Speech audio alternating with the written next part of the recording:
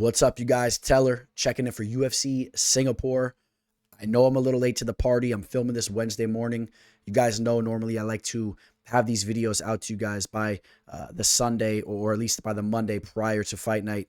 Bear with me here. I won't have an elongated breakdown for each fight. We'll get down to the nitty gritty. I'll tell you guys who my pick is and why and where I stand on the betting line. Before we jump into the first fight, check me out on my social media on Instagram at MMAFortuneTeller_, on Twitter at the MMA Teller. Please like this video and subscribe to the channel. It really, truly does mean a lot to me. It really helps me out, guys. And one more thing. Gotta mention, we're coming off that clean sweep off last weekend's card for UFC 292. Gotta mention the 8-unit max play that we slammed. And I gotta mention that I feel very confident in my spots for this card, okay? Just letting you guys know that right now. Welcome to the show. This is the MMA Fortune Teller. Yeah.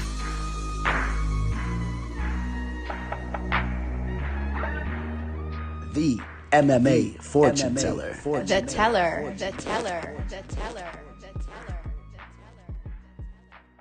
Over to the featherweight division for the first fight of the night. We have Choi, a.k.a. Sting, taking on Jarno, Errens.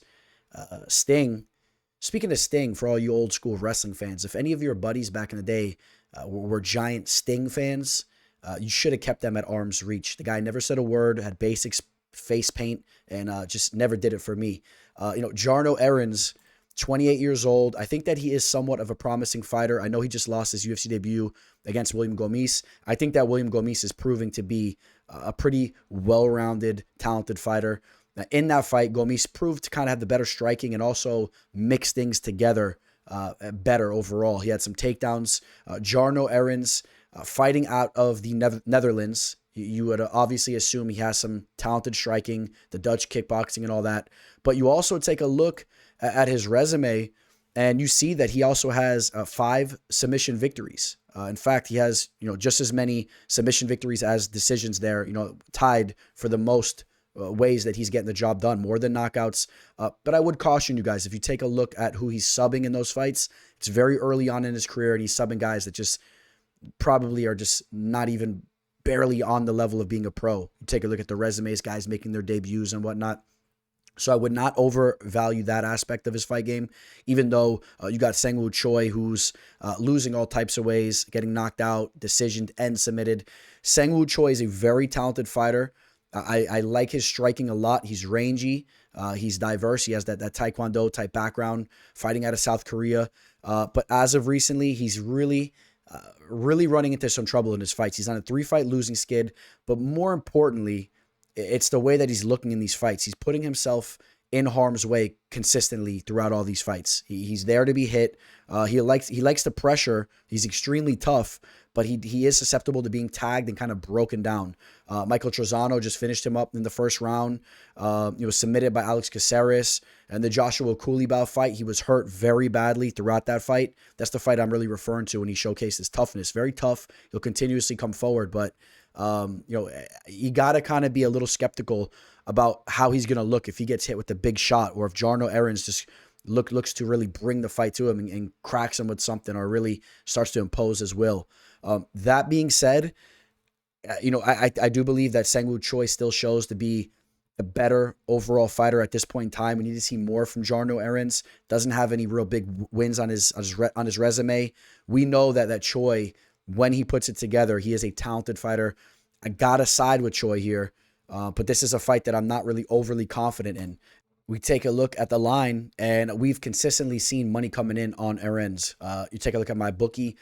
Sting opened up as a -256 favorite, which is a little ridiculous. He's now a -178. That's the line that we're currently seeing, anywhere from that -160 up to like 175, 180. So Choi still is a decent favorite here, but you could definitely see why the money is coming in on Errens. There is question marks on Choi right now. The value is on Errens, especially if you caught that early, and I would still argue that the value is on Errens, even around that plus 135, 140 line, even with the line movement still coming his way. I don't know if I'm willing to cough up any of this type of money on a Choi with the question marks that he has coming into this fight. But overall, if I have to make my decision how I see that fight going, I think that Choi mixes things up and imposes his will. I think that he gets back into the win column. Liang taking on JJ Aldrich. Wait till we get to the line for this fight. If you guys haven't seen the movement, a little crazy here. Na Liang, 27 years old, a very, very tough chick. This is a girl that goes out there, brings the fight. She's very sloppy, though. You have to understand that. We saw her in her last fight, slopping around the canvas like a pig in mud. But showing that toughness, bringing the fight, trying to land heavy shots, trying to shoot takedowns and whatnot. Eventually Silvana Gomez Juarez did crack her with that big shot, finish her up in the first round, finished by Ariane Cornelosi in the second round in her UFC debut.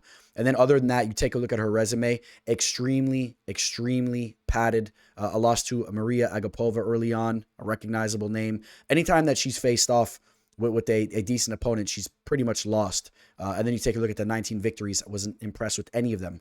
The only thing that decently impresses me is that she will bring the fight. And that is something that you have to worry a little bit about when you're backing a fighter like JJ Aldrich, because she's a very talented southpaw boxer. If I would argue that she has one major flaw in her game, it's her mental toughness and her fighter IQ as well. But she's a fighter that if you really look to push the pace on and look to really bully, she wilts at times, right? We've seen her wilt. The biggest example of that was the Macy Barber fight, where she was up in the scorecards late into the second round, and then Barber just started pressing her and broke her. And we've seen that a couple other times. She's coming off 2 losses in a row. The loss to Ariane Lipski, she went into that fight as a big-time favorite, and she did not perform, to say the least. She can be hesitant at times.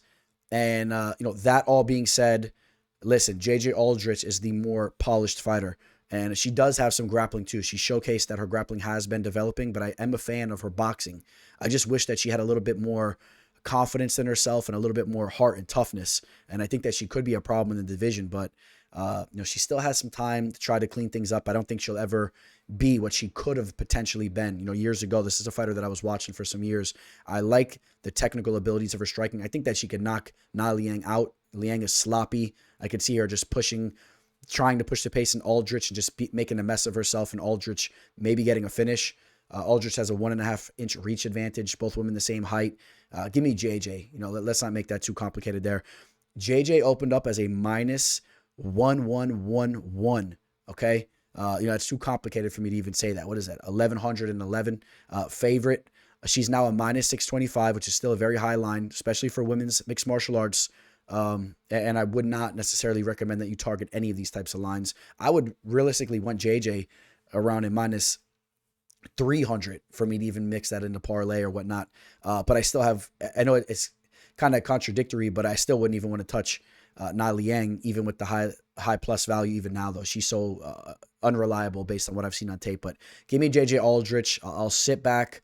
I'll probably be pouring up a drink and just looking over at the TV with a little smirk as Aldrich potentially starches Na Liang. Now, obviously, with this fight card taking place over in Singapore, you're going to see a lot of talented Asian mixed martial artists. Yusaku Kinoshita is one of them for sure. I know he's coming off a loss. He's taking on the young and talented Billy Goff, a fighter that's 8-2, coming off a win on Dana White's Contender Series. This is a fun fight. I like this fight. 2 young fighters that are going to bring it. I think that we could definitely see a finish in this fight here. Kinoshita coming off a big upset loss against Adam Fouguet, which I do believe that we've now seen that Adam Fouguet, even though he's coming off a loss, we know that Adam is a tough fighter. I think that we were a little harsh on him. Has that very long frame. He's a well-rounded fighter. He brings the fight. Adam Fouguet, he mixed up his wrestling and landed some big shots, landed some ground and pound. He got that finish in the first round on Kinoshita. But understand that Kinoshita is only 23 years old, and he was undefeated coming into that fight, right? If you take a look at the one loss he had, that fight really was a knockout victory for him. He was absolutely putting it on his opponent. He kind of grabbed the fence as he was soccer kicking him in the head, or however he was finishing him up there. And, this is a guy that's been running through everybody. I was very, very impressed with the victory he had against Jose Enrique. That's a fighter that I'm very high on as well, a young up-and-coming fighter. So we understand that he can go out there and defeat high-level talent. This isn't a guy that's just, kicking cans down the street. I think that he's going to rebound off that Adam Fouguet loss. I think that was a good learning experience for him. Needs to sharpen some things up defensively and needs to slow the pace down at times and pick and choose when he wants to really explode.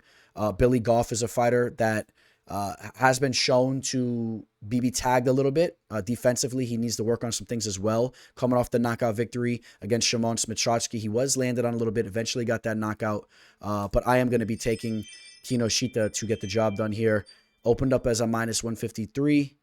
He's now a minus 140. We've seen this line go back and forth a little bit from 166 all the way down to 140. The line should be around that minus 140 range. I wouldn't want to touch it up in the minus 160 range. That is a little high for me. But at the end of the day, I still like Kinoshita to get the job done here. And I could see a finish in this fight. I think this is a fight where they really clash. I could see a knockout victory for him. That they should really be going at it. Seung Kenan taking on Rolando Bedoya. First and foremost, Bedoya, 26 years old, just made his UFC debut against the very talented KS Williams. I thought that fight was a very, very impressive showing of himself. I know he lost the fight, but to come in your UFC debut, I forget if he took that fight on short notice, but that was a major step up in competition. And I thought that he showcased that he is a very tough, well-rounded fighter who has some dangerous striking skills. And I think that he's going to be a major threat to Seung Kenan here. Seung Kenan, 33 years old. He has shown that he is vulnerable to being finished in his last two fights. The Max Griffin knockout was a very, very devastating knockout loss. If you guys remember that one, he took a big shot there. Just got finished up by Ian Gary in the third round. In that fight, he did have some success early on. Made some bad fight IQ decisions in there as well. I just think that he's very vulnerable to being finished in this spot because I've been impressed with what I've seen from Bedoya as far as the striking goes. And I think that Bedoya is just going to be more durable. And I got to lean towards Bedoya's way. I mean, I won't go on too much about this fight here. Bedoya also brings in almost a 4-inch reach advantage, even though he's an inch shorter. And I just think that he's going to land the mark here. I'm going to say Bedoya lands that fight-ending shot here. Understand, though, that Seung Kenan is a dangerous fighter in his own right. If Bedoya is in there thinking that he's just taking a walk in the park, there's obviously that type of potential. Seung Kenan has had some moments throughout his career as well. I mean, of course, he knocked out Kalen Potter. Potter was a fighter, an older fighter that was very stiff. Defeated Derek Krantz. Defeated Hector Aldana via knockout as well. Again, Bobby Nash via knockout. So showing some of that fight-ending ability there. That's one thing that you might want to keep an eye on. But as of right now, Bedoya has never been finished. 26 years old. Seems to be very durable. Just weathered the storm against a guy like KS Williams. Give me Rolando Bedoya to get the job done via knockout. Bedoya opened as a minus 227 on my bookies, now a minus 312. Action coming his way, so that also goes in line with what we're saying here. People like what they're seeing from this kid. Action's coming in on him. That should also increase your confidence. You don't want to wait too long if you want to mix it in a parlay or do something with it there. I like Bedoya. I like Bedoya in that spot. Over to the middleweight division. This is one of the better fights on the card. Chidi and Njokuani taking on Michał Oleksiejczuk. Oleksiejczuk still only 28 years old. You guys know he's been around the block for some time. Recently made the drop from the light heavyweight division down to the middleweight division. He's 2-1 down in the middleweight division. And he's coming off a loss, but look at who it was against. Caio Bahayo. He is obviously a stud. He ended up getting the second round submission there. But let's not forget, Oleksiejczuk looked good in that first round. He was landing the mark with his shots. He's a very, very fluid boxer. He's a very tricky southpaw, fluid boxer that can give a lot of fighters problems. He's very accurate, good amount of volume. At times, there's some hiccups in his fights, right? We've seen him kind of make some mental errors at times. Submitted by Jimmy Crute early on, submitted by OSP early on. Those are definitely some blemishes on his career you got to take note of. And Chidi is a fighter, I would argue, although he's known more for his striking, of course, that's his strong suit, I would argue that he's a little bit better of a grappler, a little bit better of a grappler than some of you guys think. And I understand he's never had a submission victory throughout his entire career out of 22 wins. That's a little alarming when you understand that could be a potential threat that he could have used. I mean, I think there's still a possibility that something like that happens. If Oleksiejczuk gets sloppy, they go down to the mat. Maybe Chidi pulls off some type of darce or something like that and gets that first sub under his resume. But I probably wouldn't feel too confident in that. I think that this fight probably plays out as a striking match. I think these guys go tit for tat. They both feel very confident in their striking. I could see them going to war there. I would love to see that. One thing you also should note is that Oleksiejczuk tends to be a little bit more active than Njokuani. At times, Njokuani is more of a counter striker, and he could be looking to set up a big counter shot. I've been a little bit back and forth with who I'm going to go with here. Njokuani has that 6-inch reach advantage as well, 3 inches taller, much more rangy. But I'm going to say that Oleksiejczuk closes the distance, mixes things up with that active movement, and lands some nice body shots and mixes things up and outpoints Njokuani. Njokuani coming off a decision loss against Albert Duryov. Duryov, some ups and downs for him as well. But, if Duryov can go out there and kind of outpoint him like that, I do believe Oleksiejczuk can do that. When Oleksiejczuk puts it all together, he's a talented fighter, but there's definitely some question marks as far as his IQ and his mental game is. But Michał Oleksiejczuk opened up as a -129 on my bookie. It went down to a -117, back to a 125. It's right now at a -119 on my bookie, which is almost a pick'em line, a very, very slight lean on Oleksiejczuk. So this is that type of fight. I like to say, pick your poison. Who do you guys like here?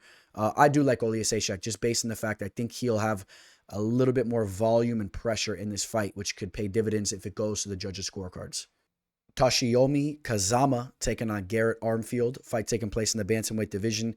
Kazama came off that Road to UFC show. We have a couple fighters fighting on this card coming off that show. He lost, I believe, if you will, in the finale against Rinya Nakamura. Rinya, we're going to be talking about him in a little bit. He's a very, very talented prospect in the fight game. One of the few Japanese fighters that has a very decorated wrestling background, but is also showing that he has some real fight-ending ability. So, he lost to him in the first round. Before that, he had the one victory on the show, and I believe he was supposed to fight Min Woo Kim as his second fight on the show, and I think that fight fell through, and then he got pushed to the finale. I believe that was the scenario there. So, he's a fighter that's 10-3. You take a look at what he's been doing. I mean, a couple knockouts, mostly submissions as far as his wins go. Armfield's a fighter that's been submitted 2 times out of his 3 losses. Just made his UFC debut against David Onama, and he was submitted in that fight as well. I believe it was a head and arm triangle choke, if I remember correctly. David Onama is a talented fighter. He's a good fighter. You guys know I'm not really the biggest fan of his anymore. One time I came through with the official play and all that, but at underdog odds for me. I didn't like how he kind of stunk up Izzy's post-fight celebration and all that. And I thought it was uncalled for the way he did the opposition that time, shooting the bow and arrows at him. I hope Onama gets starched in the near future and somebody pulls out the machine gun and starts hitting him up, Arnold Schwarzenegger style. But it'll take a real fighter to do that. I'm sure the next guy that beats him will probably bow and shake his hand. But, I digress. Anyways, David Onama is a talented fighter. So, the fact that Armfield got submitted like that in the second round, I mean, I don't hold him to the fire that much. I'm not necessarily sure a guy like Kazama is going to go out there and be able to do anything like that. This fight, as far as I'm concerned, there's a lot of question marks here. These are 2 fighters that are not really that proven as far as I'm concerned. But if I really have to go with who I think is going to get the job done here, I think that Garrett Armfield can get the job done. I think he could be a little bit more technical with his striking. He's not the most aggressive fighter, but I could kind of see him using some leg kicks and just kind of using his footwork to kind of outpoint Kazama.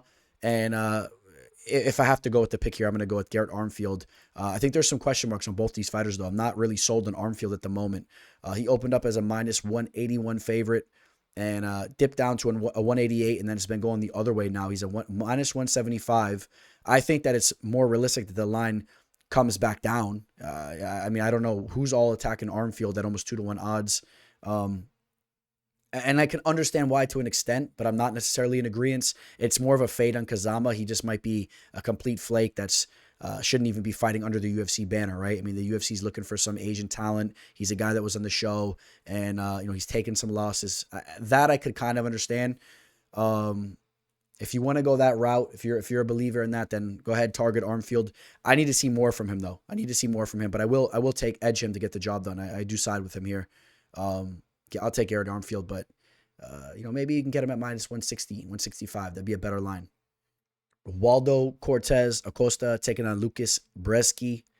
Waldo Cortes-Acosta. This is a fighter that you guys know I've liked, and I'm a little sour with his performance in his last fight because I thought that was a fight that he could have went out there and won. He was a little hesitant early on in that fight. He does have some holes in his game, a little bit. The takedown defense.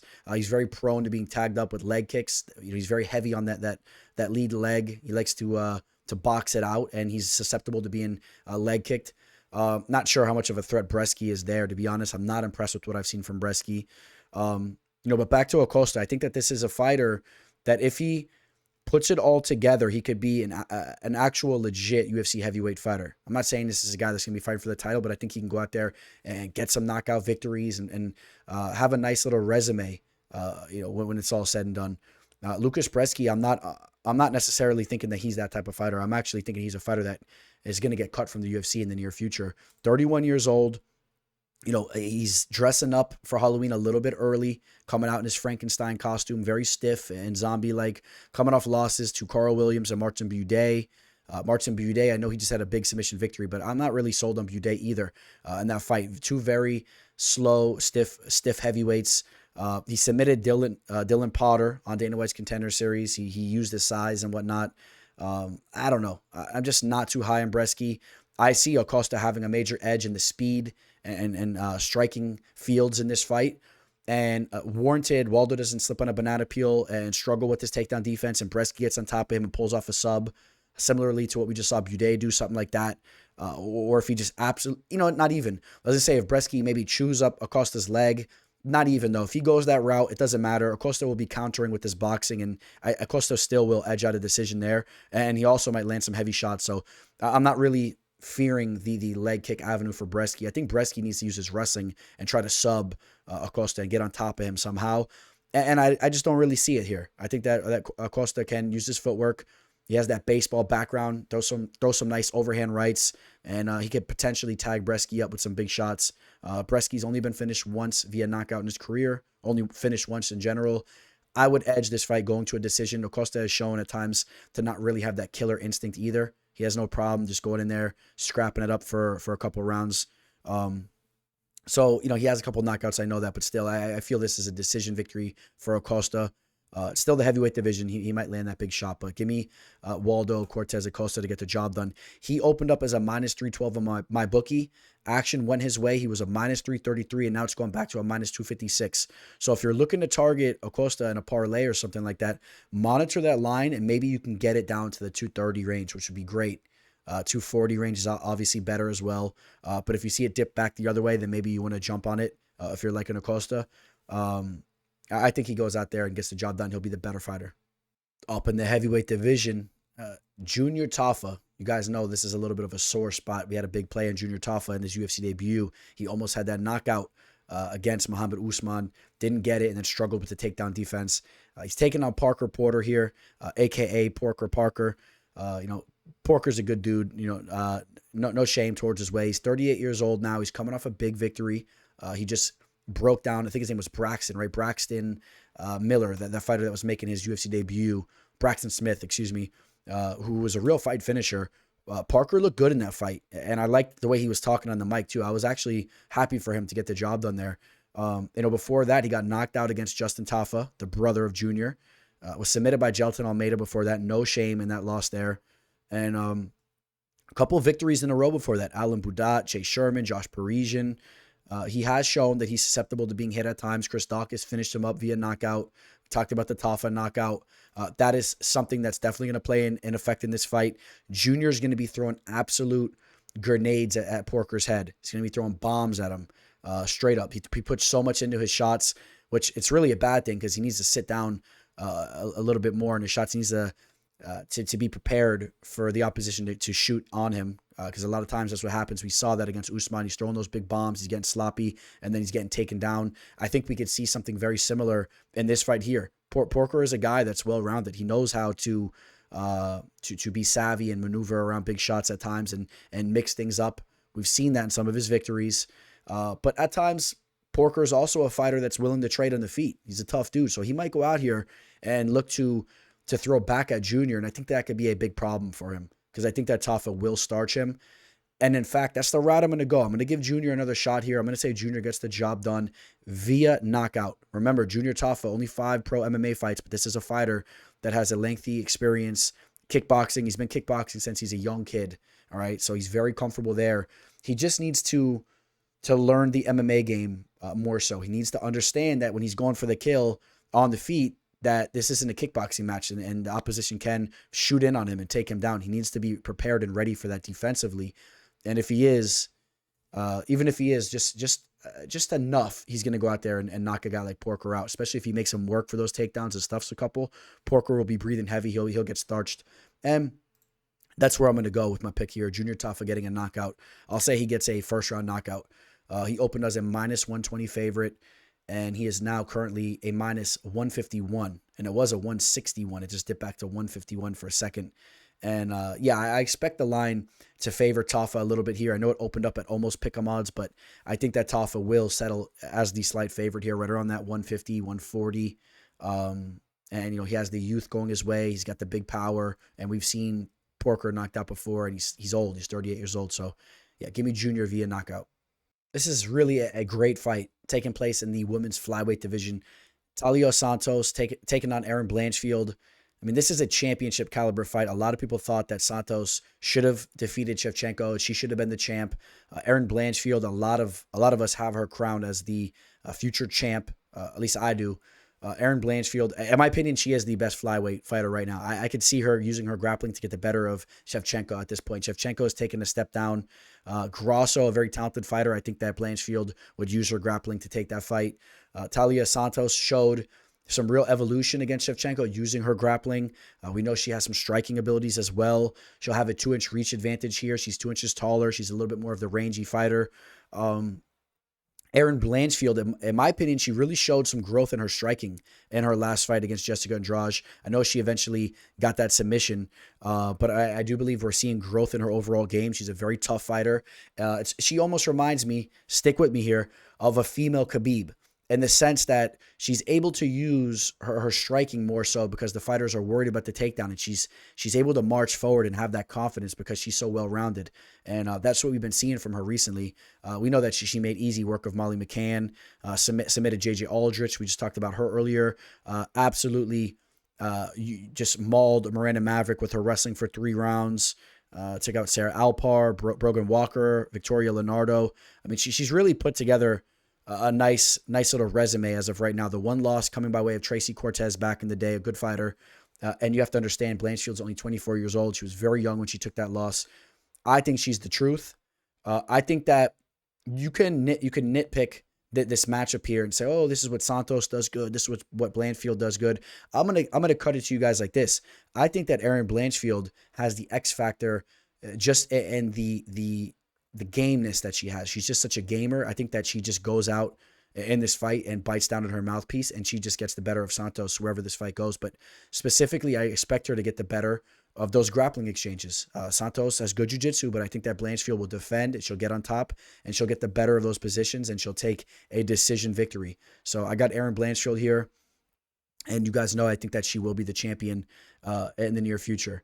The only fighter I really have given her some problems. I mean, of course, Shevchenko's a stud, one of the greatest women's fighter of all time. Alexa Grasso's been looking phenomenal. She's young, only going to look better.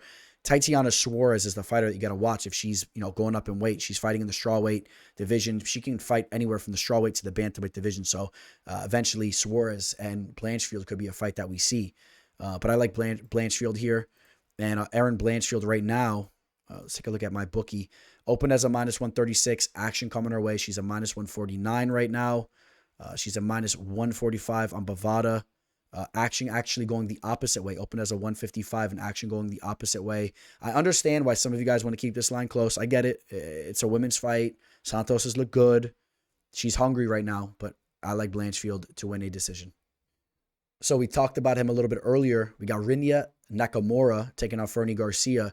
Rinya, one of the top Japanese mixed martial artists coming up in the game right now. You guys know I love to see that. You got fighters like Tetsuro, Taira coming up in the game right now. There's a couple of these big-time fighters. And then they're all young coming out of Japan. I love to see it. The reason why I love to see it is, I'm a long-time fight fan. I remember back in the Pride days and even some legends in the UFC from back in the day, some Japanese fighters. But I want to see the UFC get a hold of some of the better talent over there in Asia, especially some of those. Well, I don't know how you would say that, those Asian countries. I mean, technically, I believe, Russia and all that is still in the continent of Asia, but some of those, not just Russians, you know what I mean? I like to see fighters fighting out of China, Japan, and whatnot coming into the UFC. You guys know ONE FC has a lot of the best talent from that side of the world, but I want to see the UFC get a lot of that talent because at the end of the day, you guys know I'm a UFC guy, right? I love all the mixed martial arts, but the UFC is my favorite promotion. That's what I live and breathe, to watch. So I love to see that talent coming into the octagon. Rinya is the truth, a very, very credentialed wrestler, showing to have great fight ending ability with his striking and his power. We just talked about Kazama earlier. He knocked him out in the first round. I mean, you take a look at the resume. He's just knocking dudes out left and right. Obviously, we want to see the level of competition come up. And Fernie Garcia, although not the best fighter. I mean, this is a guy he's a tough dude, 13 pro fights. You could argue it's a step up in competition. Coming off a loss to Brady Heiston. That was a fight that played out pretty closely, and Brady's been looking pretty good. Went to a decision with Journey Newsom as well, lost that fight, and then had the Contender Series victory where he had the knockout in the first round against Joshua Weems. That was his big fight. All right. I do believe that this is a little bit of a layup opportunity for him. I think the UFC wants to build his brand. Fight taking place over there in Singapore. I think it's a smart idea. I'm on Rinya Nakamura. He's the better fighter here. And if he doesn't just go out there and look to trade on the feet, which he has been looking to do recently, if he uses his wrestling skills, this is a guy that could really go out there and give a lot of fighters problems as well. He's the better fighter anywhere this fight goes. And it's hard to argue that he doesn't go out there and get another finish. I know that Fernie has shown to be tough. He's never been finished, in fact. That's something you definitely have to take into consideration. But if there's a guy that can go out there, if you look at Fernie's resume, if there's a guy that could go out there and finish him, Rinya Nakamura is above every other fighter that he's ever faced. This is the highest caliber fighter, I believe, that Fernie Garcia has faced. So we'll see if he can get that finish. But just know that Fernie's kind of tough as well. But Nakamura has that killer instinct. But I like Rinya here. Let's take a look at the betting line. On Jazz Sports, he opened as a minus 734. The line's a little crazy. It's all the way at the 822 mark right now. Big time favorite. I really don't even feel you can mix that in a parlay. I mean, let's be real. It's a little crazy, right? You just sit back and enjoy the performance Nakamura will put on, and you get ready for some of the big fights that could be made with him down the line. Giga Chikaze makes his return to the octagon. It's been about a year and a half since he took that loss to Calvin Kattar. Alex Caceres was just in there 2 months ago, getting the job done once again. We know that Bruce Leroy has really, really put it together over the last couple of years, getting a lot of victories. Just defeated Daniel Pineda, who was actually looking good going into that fight. Knocked out Julian Erosa. Never mind these grappling matches. These are grappling matches here. I had the loss to Sadiq Yusuf in a showing that was pretty good, if you ask me. He hung in there, and Sadiq's high-level fighter, and he traded with him. Before that, defeated Seung Choi, Kevin Kroom, Austin Springer, Chase Hooper, Steven Peterson, and then was submitted by Kron Gracie. Now, in retrospect, when you take a look at that resume, there's no arguing that that's not a low-level resumes, especially for the UFC roster. These are fighters that are probably almost the majority of them are not even on the UFC roster, although Hooper is and Choi is, but a lot of those guys are gone. The Pineda and Erosa victories, though, they're decent victories. But nevertheless, Alex Caceres has showed that he's grown with his overall game. He has a lot of confidence when he goes in there. He's very well-rounded. He's an absolute gamer. He's 35 years old now. He's a true veteran. Giga is more of a striking fighter. We know that. Came into MMA with the kickboxing background. He's lightning fast, big-time power. He's very dangerous there. And I think that's going to be his main edge, of course. I think that's where he wants to keep this fight. He wants to keep it standing and just look to blast Caceres with nasty body kicks and tag him up with some heavy shots on the feet as well. I think that Caceres will roll with a lot of those shots, and he'll try to make this an ugly scrap. But at the end of the day, I think that Giga will get the better of Caceres here. I do believe that. I don't know if he gets that finish. I mean, it's definitely a realistic possibility. Giga has, finished 64% of his victories via knockout. All right, he's a real fight finisher. Caceres is shown to be pretty durable, though. Out of all the fights that he's had, all right, 34 pro fights, he's only been knocked out one time. So just to give you a heads up, I don't know if you want to bank on that. I favor Giga more getting a decision victory here, just being a step ahead of Alex on the feet. That's the route I'm going to go. Giga Chikazi opened up as a minus 208 on my bookie. He's now at 250. Action coming his way. People just, they didn't forget how explosive and how technical he is on the feet. And, I'm in agreement there. The line, 250 and above, it's getting a little high for my liking, to be honest with you guys. I would have wanted it right around that 200 flat and down if it went back the other way. So, that's how I feel about it. Just, Giga is coming off a loss to Calvin Kattar. He's coming off a loss. And Alex Caceres' game, so be careful there. We got a rematch here. Anthony Smith taking on Ryan Spann, 2 top 10 light heavyweight fighters. Just 2 years ago, Anthony Smith submitted Ryan Spann via rear naked choke. Ryan Spann, since that loss, had a couple victories, submitted Ian Cutelaba and knocked out Dominic Reyes in devastating fashion. And then he was submitted against Nikita Krylov there in his last fight. That was a very good fight for Nikita. And, Ryan Spann is a fighter. I don't want to say that he necessarily is lacking with his grappling. He's actually a better grappler than a lot of people think. He has some solid jiu-jitsu skills. You take a look at his victories, 21 victories with 12 of them. What's this? 57% of them coming by way of submission. Okay. So again, understand this is a fighter that knows how to pull a sub off and whatnot. I do believe though, he's lacking at times defensively. He's been sub 3 times out of his 8 losses, but he's a fighter that really puts a lot in the first round. He really throws a lot of power out there. He does tend to slow down, and obviously, I think that if he doesn't go out here and get a knockout over Anthony Smith early on, if he doesn't brutalize him and finish him up early, it's really hard for me to back a guy like Ryan Spann. I've seen him kind of wilt a couple times in the octagon, and again, we can go through his resume. Got knocked out in the first round against Johnny Walker. That was a fight where they were just trading back and forth. So do understand that he's vulnerable to be finished like that as well. Anthony Smith's a very technical striker. It's a light heavyweight division. Although I would favor Ryan Spann in that type of fight. I would favor that Spann's the one landing that big shot. Submissions over Devin Clark, knockouts over Antonio Rogerio Nogueira. Knocked out Alex Nicholson back in the day over in LFA as he was working his way into the UFC. Was also knocked out in Dana White's Contender Series, if you guys remember, against Carl Robertson. All right, that's how a lot of us became familiar with him. So he is susceptible to being finished. Knocked out 3 times, submitted 3 times. I'm gonna make this simple. I know Anthony Smith's 35 years old and hasn't looked as good as of recently. Coming off 2 losses, he was on a 3-fight winning streak going into those 2 losses. As we talked about, he submitted Ryan Spann. I'm going to go right back to that first fight. I'm going to say that Anthony Smith avoids the early danger, plays this fight intelligently, uses a high fighter IQ, and eventually uses his grappling, where I think he has the edge. I think that he can use this offensive grappling to give Spann some problems here, and I'll say that he pulls off another submission. I say Anthony Smith gets him out of there before the end of the second round, okay? I'm going to say he gets that submission victory.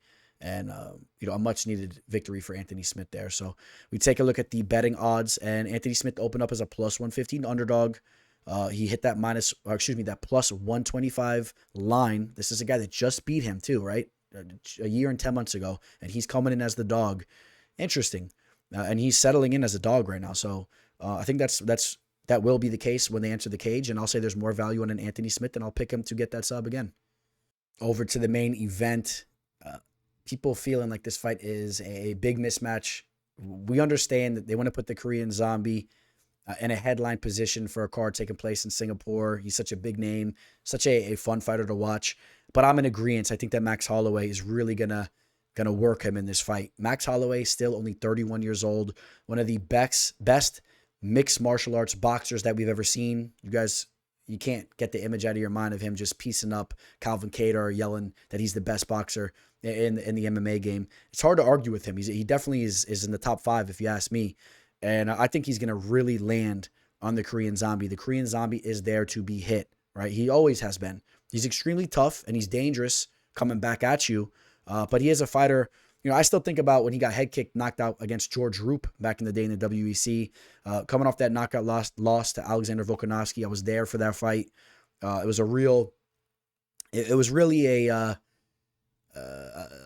kind kind of a tough way to end that night. If you guys remember, that was a big card that took place in Jacksonville, and Volkanovski we wanted to see more of a war, and Volkanovski was just beating the brakes off of him and eventually finished him, but it was just absolute domination.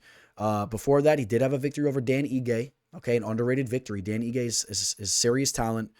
He lost to Brian Ortega, and specifically his striking defense wasn't looking the best in that fight. That's where you really kind of have question marks about the Korean Zombie stepping into the cage this Saturday against a guy like Holloway. He did knock out Frankie Edgar, knocked out Renato Moicano, got knocked out against Yair Rodriguez. That was a fight he was winning all the way up to the last second of a 25-minute fight, right? So, I mean, look, knocked out Dennis Bermudez. That was his return fight after he did his military service in Korea. He was gone for a long time, dating back to 2013, a 4-year layoff after he lost fighting for the title against Aldo, where his shoulder popped out of place. Then he came back and had the knockout.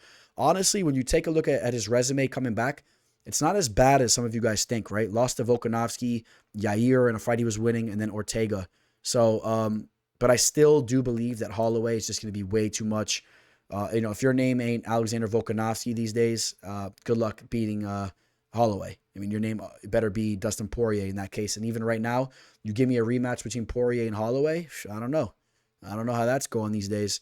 A lot of huge victories throughout his career. Swanson, Charles Oliveira, Stevens, Lamas, Anthony Pettis, Jose Aldo, Ortega, Frankie Edgar, Cater, Yair Rodriguez, the Arnold Allen victory in his last fight in a main event spot. Max Holloway is going to land, and you got to think that he's eventually going to get the Korean Zombie out of there. I'll say a 4th round knockout victory for Max Holloway, like a TKO where it's just getting tough to watch and the ref steps in. That's the route I'm going to go there. Holloway opened up as a minus 934 favorite on Jazz Sports. He's now a minus 808. I mean, it's an extremely high line, so you can't even say, oh, the action's coming in on the Korean Zombie. I mean, Holloway opened up as almost a minus 1,000. I mean, give me a break here. You really can't do nothing with this type of line either. If Holloway was like a minus 400, 500, you could try to work something with that. But this is a fight where I sit back and I just look to enjoy it. I'm a huge Holloway fan. I also love the Korean Zombie. I want to see this fight play out competitively. That's what I'm hoping to see. I don't know if we'll see that, though. I would love to see the Korean Zombie land a knockout. It ain't going to happen, though. I just don't see that happening. Max Holloway has a head made of stone. All right, so Holloway via 4th round TKO. All right, guys, that wraps up UFC Singapore. Not going to go too much in depth with the parting words. You guys know this was one of those videos where I kind of made it a little bit of a quicker one. You know, for the bigger cards, we polish these videos up a little bit more so. But I wanted to make sure I got all the information out to you guys. And sorry again that it's coming out to you guys on Wednesday. I promise you they'll be coming out earlier, in the near future with these other cards and whatnot. So I appreciate all you guys so much. Hit that like button for me if you could, please. Subscribe if you haven't already. Check me out on my social media. Take care of yourself, man. Take care of your guys' self. Eat healthy, work out. If you're not feeling good, I promise you that will make you feel better. All right, guys. All right, signing out. Teller. Welcome to the show. This is the MMA fortune teller. Yeah.